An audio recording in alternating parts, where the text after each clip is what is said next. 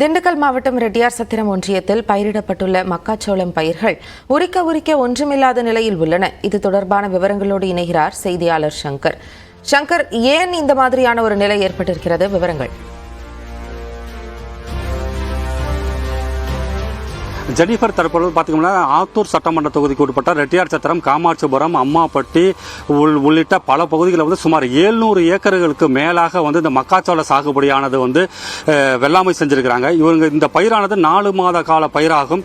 இந்த 4 மாத பயிரும் வெள்ளாமை அடைந்த பின்பு இதை மகசூல் செய்யலாம் என்று விவசாயிகள் பார்க்கும் பொழுது அது வெங்காயத்தை உரித்தால் ஒன்றுமில்லை என்பது போல இந்த மக்காச்சோள பயிர்களை உரித்து பார்க்கும் பொழுது உள்ளாரை வெறும் கூடாக வெறும் பயிராக மட்டும் காணப்படுகிறது. இதனால் இந்த பகுதி விவசாயிகளுக்கு ஏறத்தாழ ஒரு ஏக்கருக்கு 40,000 முதல் 50,000 வரை செலவு செய்தும் இந்த மகசூலில் அதிகப்படியான வெள்ளாமை கிடைக்கவில்லை, தரமான விதைகளை கொடுக்கவில்லை என்ற ஒரு குறைகளும் சொல்றாங்க. இதை பத்தி நம்மளுடன் இந்த தோட்டத்தில் உள்ள பாதிக்கப்பட்ட விவசாயி நம்மளுடன் இணைந்திருக்கிறார். ஐயா, இப்ப தற்பொழுது நீங்க எத்தனை ஏக்கர்ல பயிரிட்டு இருக்கிறீங்க? இந்த நிலை என்ன விதைகளை நீங்க வாங்கி யூஸ் பண்ணியிருக்கிறீங்க? இதை பற்றி கொஞ்சம் விளக்கமாக சொல்லுங்க. நாங்கள் இப்போ ஒரு 3 ஏக்கரில் இந்த மக்காச்சோள பயிர் பண்ணியிருக்கிறோமுங்க. இதில் இந்த அட்வாண்டா கம்பெனிங்கிற ஒரு மக்காச்சோள விதையை வாங்கி நட்டோம். இதில் நாங்கள் இந்த 3 மாதமாக எல்லா உரச்செலவுலேருந்து நடவு செலவுலேருந்து எல்லாம் பண்ணதில் ஒரு ஏக்கருக்கு 40,000 செலவு இருக்குது. இப்போ நாங்கள் ஒரு 2.5 ஏக்கர் பண்ணியிருக்கிறோம்.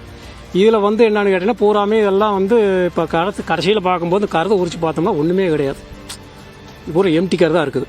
இதில் பழையபடி நம்ம நீ அடுத்து கடனை வாங்கி தான் பூரா செலவு பண்ணியிருக்கிறோம்.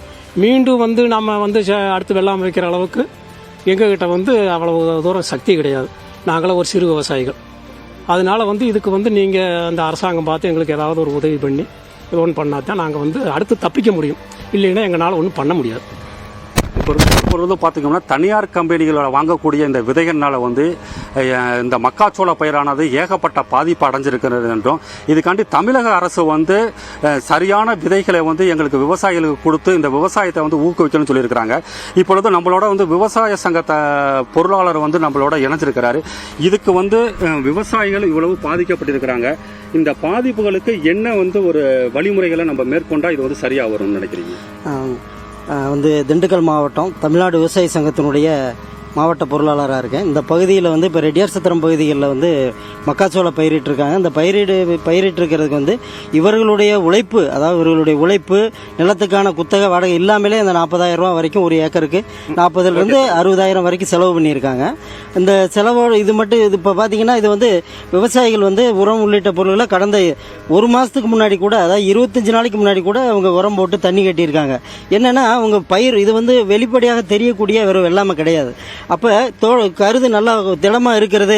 நீங்கள் கருதை பார்த்தீங்கன்னா நல்லா தெரியும், நல்லா திடமான கருதாக இருக்குது. அந்த கருது அந்த திடமாக இருக்கிறத ஒட்டி அவங்க நல்ல விளைச்சல் இருக்கும். எதிர்காலத்தில் நம்மளுடைய வாங்கிய கடனை கட்டலாம். இப்போ உரக்கடையில் கடன் வாங்கியிருப்பாங்க, கூலிகளுக்கு, இது மாதிரி பல்வேறு விவசாயிகள் சிறு குறு விவசாயிகள் தான் இருக்கிறாங்க. இந்த பகுதியில் ஒரு 700 ஏக்கர்ல இருந்து 900 ஏக்கர் வரைக்கும் இந்த ஒன்றியத்தில் மட்டுமே மக்காச்சோளம் சாகுபடி செஞ்சுருக்காங்க.